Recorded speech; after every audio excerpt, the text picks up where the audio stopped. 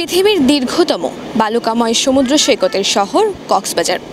প্রতি বছর দেশি বিদেশি লাখো পর্যটক আসে এই সমুদ্র সৈকতে, যাদেরকে আপ্যায়নের জন্য রয়েছে ৫ শতাধিক হোটেল, মোটেল ও গেস্ট হাউস। কিন্তু এইসব গেস্ট হাউসগুলোতে কিংবা হোটেল মোটেলে নেই কোনো বর্জ্য ব্যবস্থাপনা প্লান্ট বা এসটিপি, যার ফলে এইসব হোটেল মোটেলে তৈরি হওয়া সকল তরল বর্জ্য গিয়ে পড়ে সরাসরি এই সমুদ্র সৈকতে, এবং যার ফলে এই সমুদ্র সৈকত হয়ে পড়েছে দূষিত এবং দুর্গন্ধময় হয়ে উঠেছে পরিবেশ। ভ্রমণে আসা বিদেশি পর্যটকরা সমুদ্রে নামতে দ্বিধাবোধ করেন।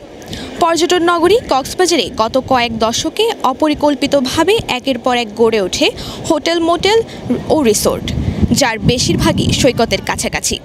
সুয়ারেজ ট্রিটমেন্ট প্লান্ট বা এসটিপি না থাকায় এসব hotel, motel, guest house, rest house সহ ৪.৫ শতাধিক আবাসিক হোটেল, বসতবাড়ি ও হ্যাচারি থেকে প্রতি বছর তৈরি হয় প্রায় ২৫০ টন বর্জ্য। কোনো পরিশোধন ছাড়াই খাল, নালা হয়ে এসব বর্জ্য গিয়ে পড়ছে সাগরে। এতে দূষিত হচ্ছে সাগরের পানি, হুমকির মুখে পড়ছে পরিবেশ।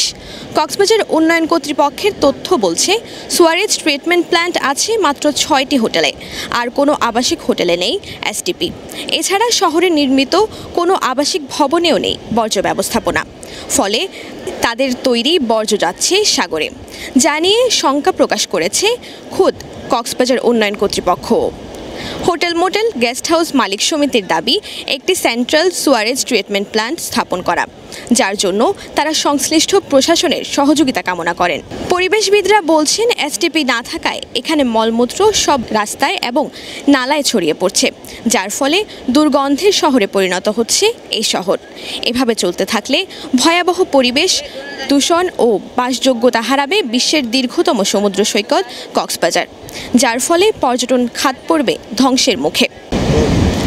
অমর থাকুক সমুদ্রের সৌন্দর্য এবং দূষণমুক্ত হোক সমুদ্র শহরের পরিবেশ, এমনটাই প্রত্যাশা সকলের। আফজারা রিয়া, টিটিএন।